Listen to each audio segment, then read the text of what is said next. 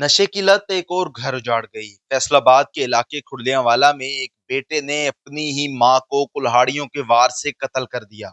तफसीलात जानिए इस रिपोर्ट में। घर से निकाल के तकरीबन एक चौक आगे जाकर उसने ये वारदात की है, कुल्हाड़ियों के वार करके। ये वालिद के साथ और वालदा के साथ रहता था। नशे की वजह से काम कोई करता नहीं था, बस पीता था। ये क्या था, अभी आइस पर लगा हुआ, इसको ना बोलने का पता था ना तमीज थी। मरियम नवाज साहबा से भी सीएम हमारी, उनसे भी रिक्वेस्ट है।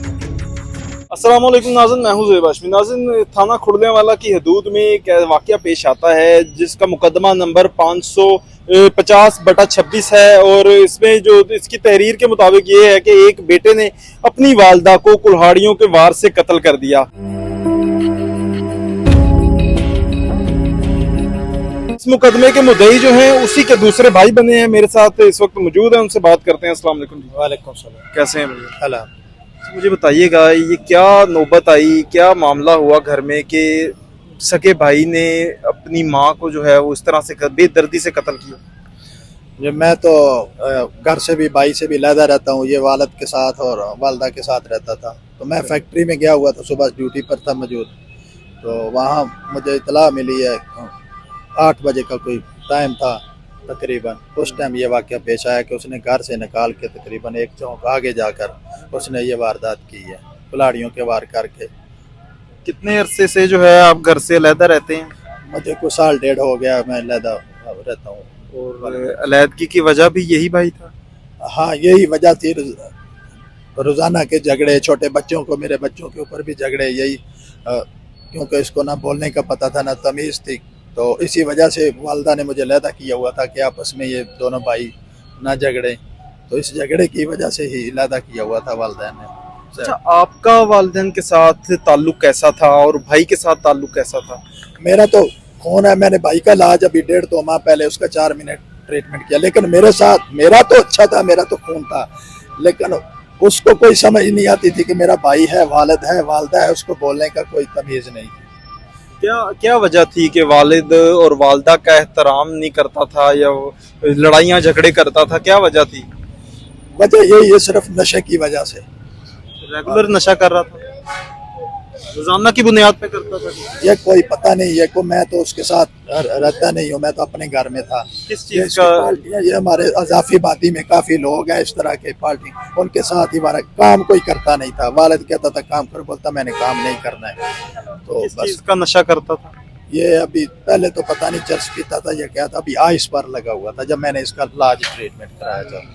अच्छा, मुझे ये बताइएगा कि जिस दिन का ये वकूआ है, आप बता रहे हैं कि आप घर पे नहीं थे, तो जब घर में आए तो तब क्या मंजर था? वालदा को किस हालत में देखा? मैं तो सीधा वहाँ से, उस टाइम जब ये वाक़या हुआ है, मेरी मिसेज और मेरे वालिद साहब और उन्होंने 11 बाई को कॉल करके उस ट्रीटमेंट के लिए वो लाइट हॉस्पिटल चले गए, रवाना हो गए थे। मैं सीधा लाइट हॉस्पिटल पहुँचा हूँ और वहाँ पे ही देखा वालदा? वहाँ से अब मेरी वालदा बेहोश रही 8 बजे से 4 बजे तक तकरीबन ऑक्सीजन में थी, कोमा में थी। जब मैंने सारे ECG वगैरह सारे टेस्ट मेस्ट करा के जब डॉक्टर के पास पहुंचा हूँ तो उसने बोला कि ये सिर्फ 2% चांस है इसके। कोई बात नहीं हुई थी? कोई बात नहीं, कोमा में ही थी। आखिरी जो मुलाकात वालदा से हुई उसमें उन्होंने क्या तलकीन की या क्या कहा था? कोई बात उनकी याद है?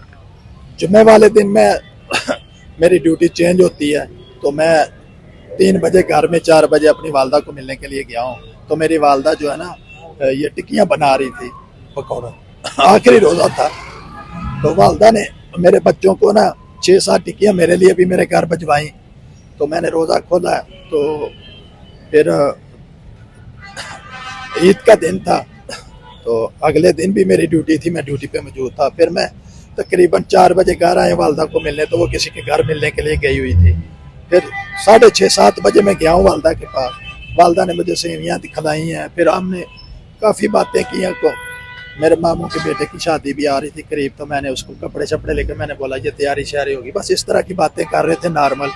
तो वो मुझे भाई के बारे में नहीं ज़्यादा बताती थी, पर्दा रखती थी कि भाई आपस में भाइयों का रिश्ता खराब। हाँ, मुझे वो नहीं, कोई बात दिल की नहीं बताती थी। अच्छा, ये वकूआ जब हो गया, भाई ने इस तरह से कत्ल कर दिया, आपकी फिर भाई से कोई बात हुई उसके बाद? उससे पूछा कि बदबख्त ये क्या कर दिया तुमने? उस टाइम जो पकड़ के लाए हमें, तो फिर अपनी वालदा के रात को 11 बजे जनाजा किया, अगले दिन थाने में उसी दिन पकड़ कर ले आए हैं, तो उससे मेरी कोई बात नहीं हुई। क्या पैगाम देंगे नशा बेचने वाले जो पूरे खानदानों के खानदान तबाह कर देते हैं? मेरे बाला हुकूमत से भी और मीडिया चैनल से भी इल्तिजात है, और मरियम नवाज साहबा से भी, सीएम हमारी, उनसे भी रिक्वेस्ट है कि ये जो अड्डे हैं, ये बेचने वाले हैं, इनको कंट्रोल किया जाए, ताकि लोगों की ना माएँ उजड़े ना भाई उजड़े, ये आने वाले वक्त को ये नशे की लत से बचाया जाए। आला अफसरान से गुजारिश है कि नशा बेचने वालों के खिलाफ सख्त से सख्त कार्रवाई की जाए, ताकि मजीद किसी शहरी का घर ना उजड़ सके। इसी के साथ मुझे इजाजत दें। अल्लाह निगहबान।